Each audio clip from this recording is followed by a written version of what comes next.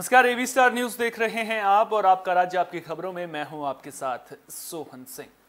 नजर डालेंगे राज्य की खबरों पर। सबसे पहले बात करेंगे बिहार कांग्रेस की। क्या कन्हैया कुमार बिहार कांग्रेस के प्रदेश अध्यक्ष बन सकते हैं? ये सवाल सियासी गलियारों में खूब गूंज रहा है और जब इस सवाल को लेकर कांग्रेस नेता से पूछा गया तो उन्होंने क्या कहा वो भी आपको बता देते हैं। तो ये सवाल लगातार चर्चा का विषय बना हुआ है। दरअसल मदन मोहन झा के इस्तीफे के बाद बिहार की राजनीति में बड़ा सवाल है कि आखिर बिहार में प्रदेश कांग्रेस के अध्यक्ष की कमान कौन संभालेगा। केंद्रीय विरोधी दल नेता कांग्रेस की ओर से अधीर रंजन चौधरी का अब इस मामले को लेकर बयान सामने आया है। उन्होंने कहा कि मेरे पास अभी इस बारे में कोई जानकारी नहीं है, यह निर्णय पार्टी आला कमान का है और पार्टी आला कमान जो कुछ भी तय करेगा उसके बारे में पहले से मेरा कुछ भी बोलना सही नहीं है।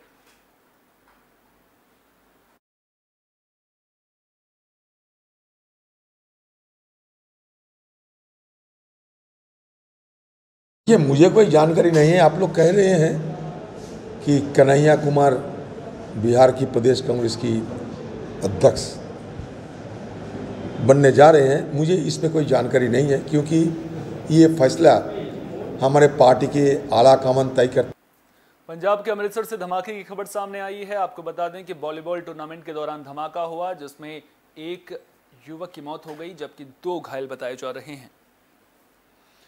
पंजाब के अमृतसर से एक बड़े धमाके की खबर सामने आई है। सोमवार को सुबह हुए जोरदार धमाके में घटनास्थल पर मौजूद एक की मौत हो गई, वहीं इस धमाके से 2 लोग घायल भी हो गए। बता दें कि पंजाब के अमृतसर में अजुनाला गांव में सोमवार को वॉलीबॉल प्रतियोगिता का आयोजन किया गया था। इस प्रतियोगिता में बड़ी संख्या में स्थानीय लोग शिरकत करने आए थे।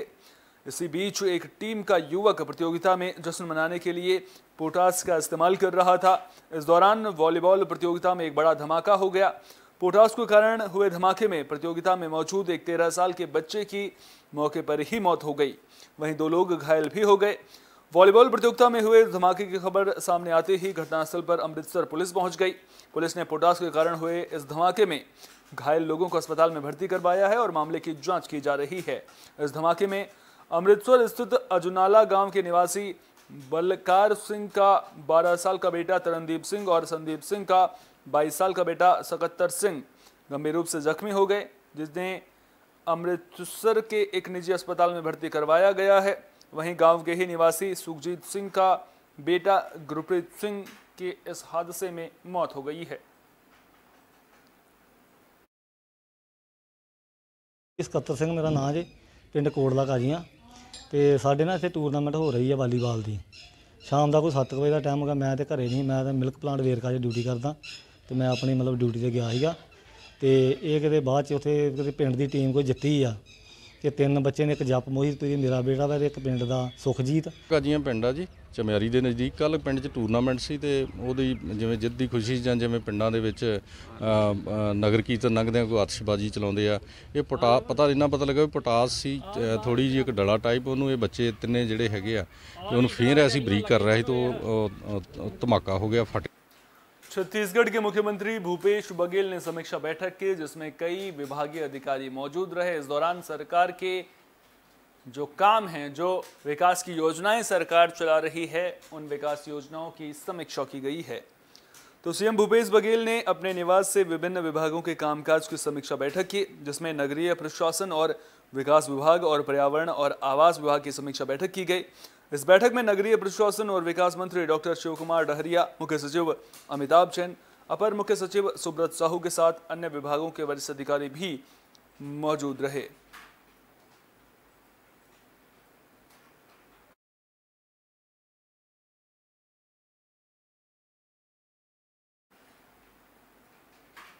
तो छत्तीसगढ़ सरकार कई विकास योजनाएं चला रही है जिसको लेकर समीक्षा बैठक का आयोजन किया गया था। वहीं मुख्यमंत्री भूपेश बघेल का कहना है कि छत्तीसगढ़ में विकास हो रहा है, विकास की धारा बह रही है।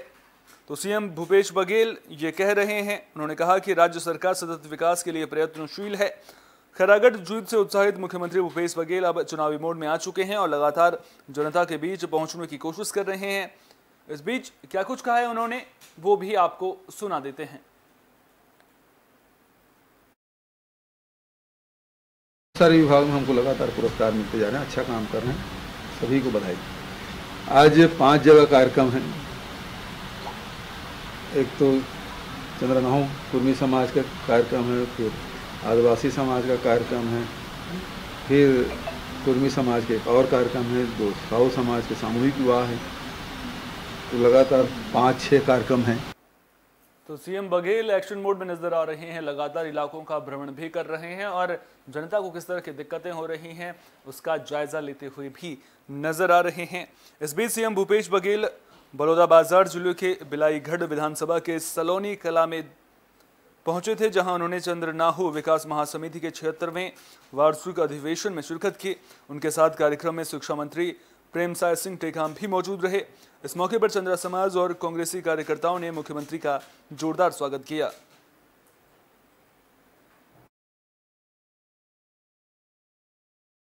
सलोनी में चंद्रा समाज के वार्षिक अधिवेशन में सम्मिलित होने का अवसर मिला।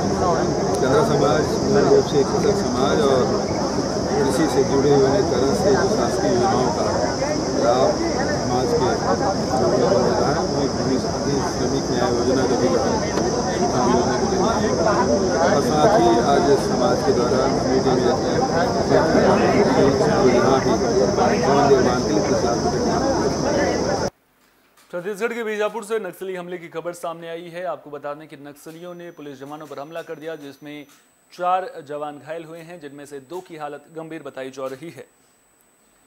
तो बीजापुर में नक्सलियों ने देर रात 11 बजे के आसपास जवानों के कैंप पर हमला कर दिया था। इस हमले में 4 जवान बुरी तरह से घायल हो गए, जिनमें से 2 की हालत गंभीर बताई जा रही है।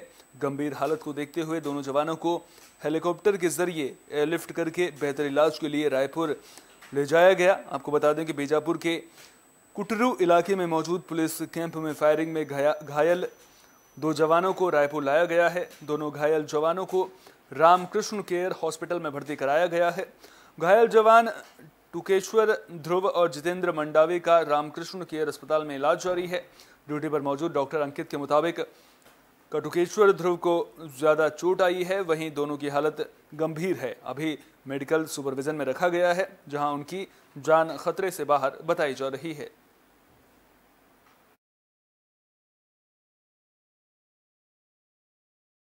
अभी जो हमारे पास 2 मरीज आए हैं, सीआरपीएफ वाले जवान हैं दोनों। तो ब्लास्ट हुआ था, ब्लास्ट के कारण दोनों की हालत अभी वैसे स्टेबल है, लेकिन उसमें से एक को छोटे छोटे छुरे घुसने के कारण कहीं सारी चोट लगी है।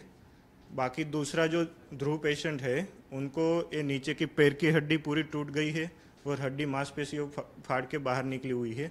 छोटी उंगली टूटी हुई है, वो पूरा निकल चुकी है, तो उसका बचाने का प्रयास अभी किया जाएगा, हाथ को और पैर को। बाकी कंडीशन अभी स्टेबल दिख रही है।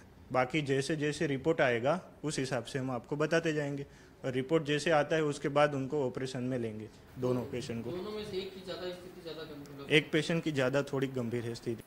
छत्तीसगढ़ में 3 दिवसीय राष्ट्रीय जनजातीय साहित्य महोत्सव की धूम देखने को मिल रही है। महोत्सव को लेकर तैयारियां पूरी कर ली गई हैं। आदिवासी नृत्य महोत्सव को लेकर भी तैयारियां पूरी की गई हैं। तो रायपुर में राष्ट्रीय जनजातीय साहित्य महोत्सव का आयोजन 19 अप्रैल यानी कि आज से किया जा रहा है। इस 3 दिवसीय महोत्सव में देश भर के जनजातीय साहित्यकार 3 दिनों तक मौजूद रहेंगे। मुख्यमंत्री भूपेश बघेल ने राजधानी रायपुर के पंडित दीनदयाल ऑडिटोरियम में 3 दिवसीय राष्ट्रीय जनजातीय साहित्य महोत्सव का शुभारंभ किया। वहीं आदिम जाति और अनुसूचित जाति विकास मंत्री डॉक्टर प्रेमसाय सिंह टेकाम ने मीडिया से चर्चा करते हुए बताया कि यह आयोजन देश भर में पारंपरिक एवं समकालीन साहित्य से परिचय और आधुनिक संदर्भ में उनके विकास की स्थिति ज्ञात करने के साथ ही छत्तीसगढ़ राज्य में जनजातीय साहित्य के क्षेत्र में कार्य कर रहे शोधार्थियों, साहित्यकारों, रचनाकारों को मंच प्रदान कर जनजातीय साहित्य के संरक्षण और संवर्धन के लिए प्रेरित और प्रोत्साहित करने के उद्देश्य से किया जा रहा है। राष्ट्रीय जनजातीय साहित्य महोत्सव के साथ साथ राज्य स्तरीय कला एवं चित्रकला और आदिवासी नृत्य महोत्सव का आयोजन आदिम जाति अनुसंधान एवं प्रशिक्षण संस्थान के तत्वावधान में किया गया।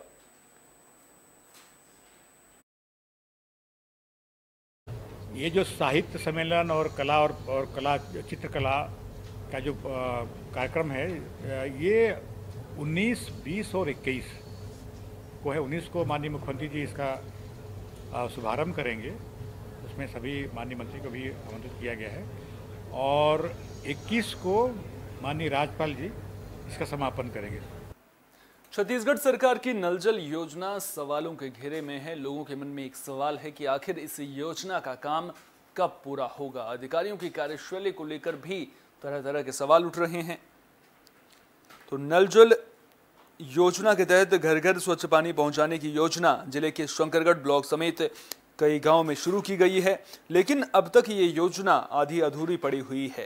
विभाग की लेट लतीफी और जिम्मेदार अधिकारियों की उदासीनता की वजह से अब तक कई गांवों में ये योजना शुरू नहीं हो सकी है। योजना की शुरुआत तो जरूर की गई है, लेकिन आधा अधूरा काम करके बीच में छोड़ दिया गया है।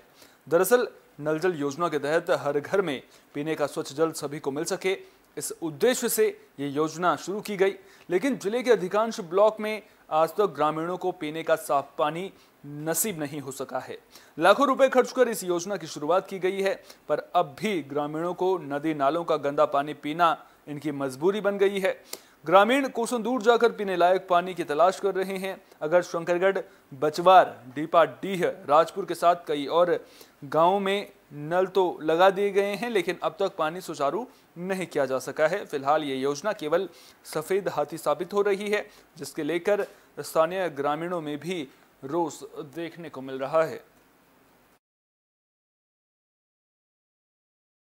करीब 60,000 FHTC का था, functional house hold tap connection का। उसमें अभी पिछले 4-5 महीनों में उसको में बहुत ही अच्छी प्रगति आई है और उसी प्रगति का लाभ आप जैसा पटना बता रहे हैं ग्राम पंचायत में।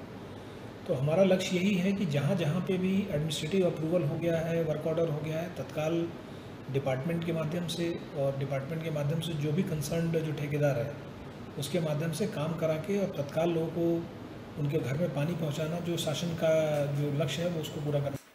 तो गर्मियों का मौसम शुरू हो चुका है और गर्मियों का मौसम शुरू होते ही बूंद बूंद पानी के लिए संघर्ष भी देखने को मिल रहा है।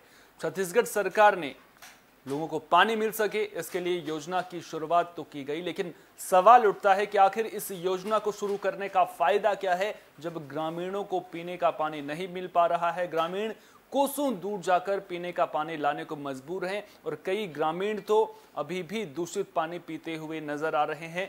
ग्रामीणों में नाराजगी देखने को मिल रही है। सवाल प्रशासनिक व्यवस्था पर उठ रहा है। सवाल ये भी उठ रहा है कि क्या योजना की शुरुआत करने भर से काम पूरा हो जाता है, आखिर वक्त वक्त पर उसकी समीक्षा क्यों नहीं की जाती है। उम्मीद करेंगे कि जो ये सवाल हैं इन सवालों के जवाब मिलेंगे, क्योंकि अगर इन सवालों के जवाब नहीं मिलते हैं तो AB स्टार न्यूज समय समय पर ऐसे मुद्दों को उठाता रहेगा।